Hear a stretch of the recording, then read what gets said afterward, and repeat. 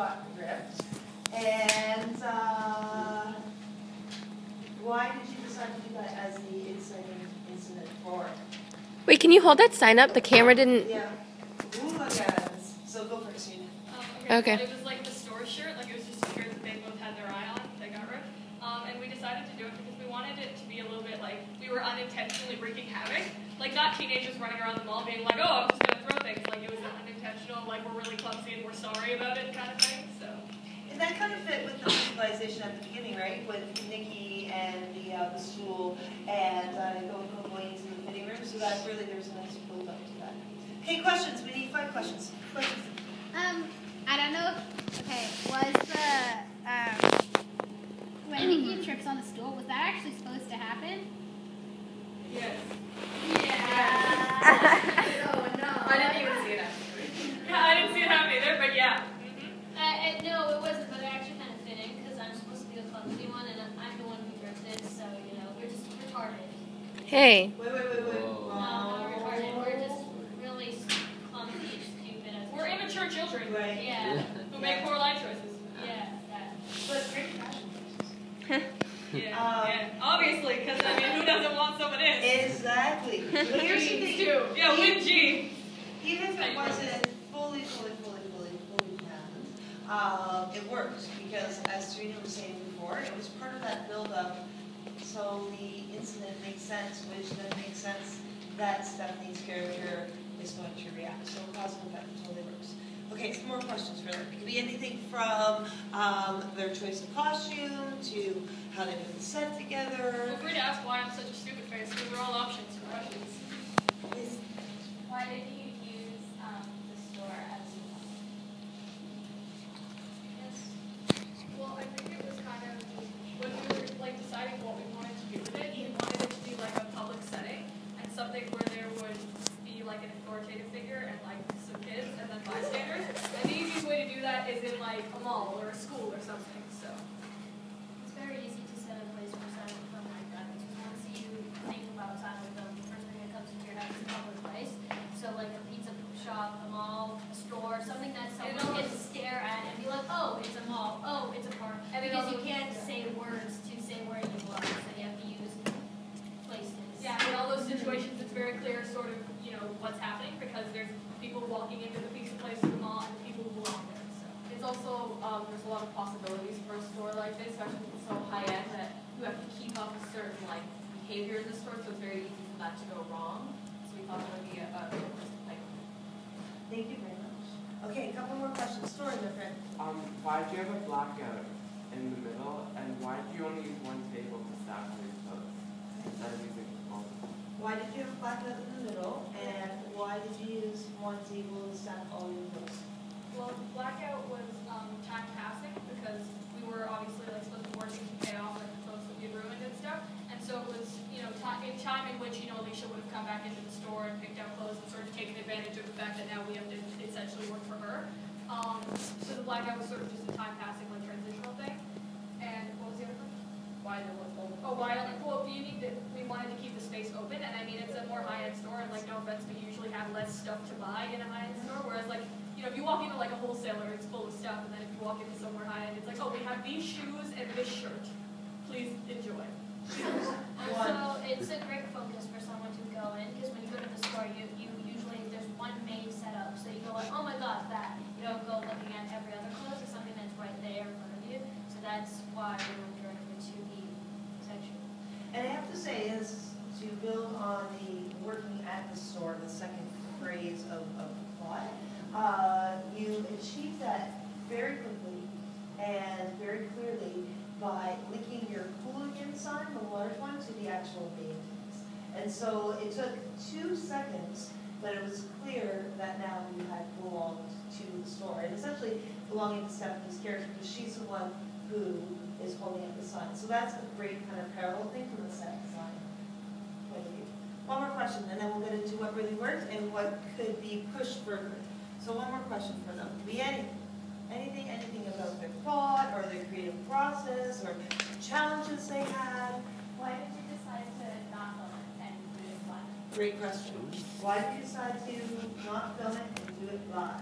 Well, I think it's just kind of because a challenge live. I mean, there are a lot less, silent plays and stuff, you know what I mean? It's a lot more in movies because it's easier to cut to angles and sort of have those small things matter. And because silent film was so exaggerated and film is all about the small things, like in the subtleties, we felt that it was kind of contradicting and it was a bit easier to translate for such a small class for it to be like live. Also, we found that performing live would also be a lot easier than filming and editing and processing and stuff. So we felt that would be a lot easier to get our Yeah, I tried to than make worry it- about like editing software and it's, we can just get to the story and the point of Yeah, I tried to word it like we weren't lazy, but we are. I also think as in, because I knew everyone would take this as a challenge to do this film. So I was like, why don't we do it live? Because I knew everyone was going to do film and you need to do something live.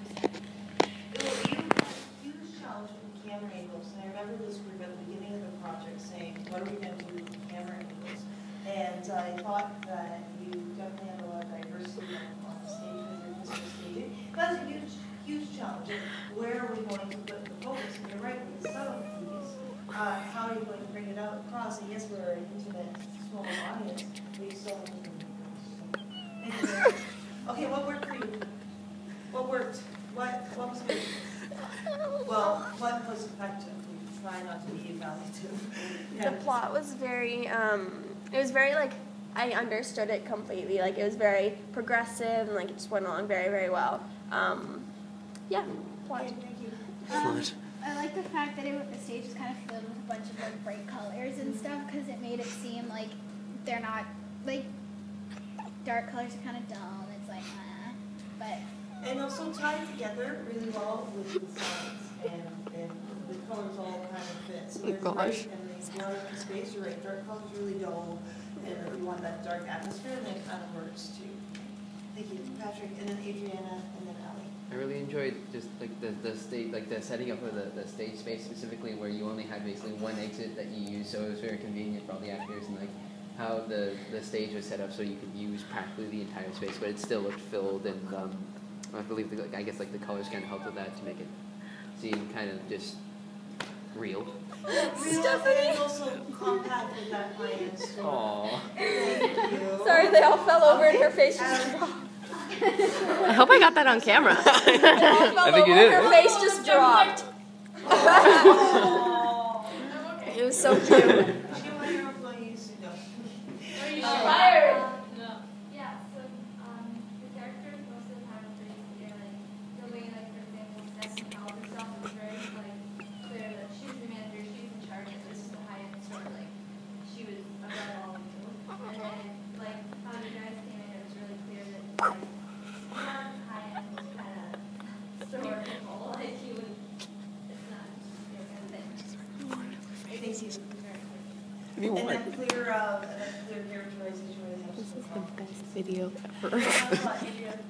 Or it was a really distinct setting and setup and everything. Okay, thank you. Is there anything that they can push on further, anything you'd like to see? Sorry, different. Nikki and Alicia's characters, even though you were dressed up, I still, when I first saw you, I didn't see you as like a store clerk. I saw you as like Nikki and Alicia, like working at a store. Like I saw you as yourselves and not. We were working at the store. Nobody They were customer. But, the only working no, person. but like, I didn't see you as other characters in a store. I saw you as yourselves, and maybe work more on character. And Okay. walking, I don't know, if the character would walk, or your emotions and body language were much like you. So I saw you as yourself. Okay, so you didn't see her as somebody completely different. You saw her as Nikki doing a scene, almost, or Alicia doing a scene. And then that's not can be achieved by experimenting, even just dropping the shoulder a little bit, or hunching over, or whatever. It can be just something the way that you move. Just I got that on camera. right? But you just you can and you go. Okay? Another Funny. Okay. I think it's kind of also touching off of what Dory said, but I think the costumes could have been a bit more like could have been a bit more like thought out. Because like I think Nikki and Alicia are wearing what they're been wearing all day. Yeah. So that's probably why Dory also thought that they're just themselves because it's their day-to-day clothes right now. Stephanie, I don't know if a work clerk would wear like the big boots. I don't know if a store clerk would wear them. And I know like they they do were. construction in La Boutique. Don't question. And I just know there were like, but there is some clothing malfunctions and stuff. And there's also, never underestimate, There wasn't just build off your point, the power of just being all alive and having something to show your status. So whether that be like a scarf, like Steph, you were in all black, and you had this like big frilly scarf that would show definite status. And so never really kind of underestimate the power of that. Mara, final thought, you want to move on to Taylor's? Because I haven't seen it. But what was the table in the back of it? The circle. Oh, that was Yeah, like Stephanie was checkout, there. like that was where Stephanie was. Stephanie was there at the beginning. No, not the one Yeah, they put stuff on it before. So like even like clerks, they go like to put stuff down on tables, like things that are not getting bought, they put them back way there, and that also was a place to put. It's a really bad idea if they could put the kid with ADHD on camera. So can you give them a round of applause? Yay! Clapping for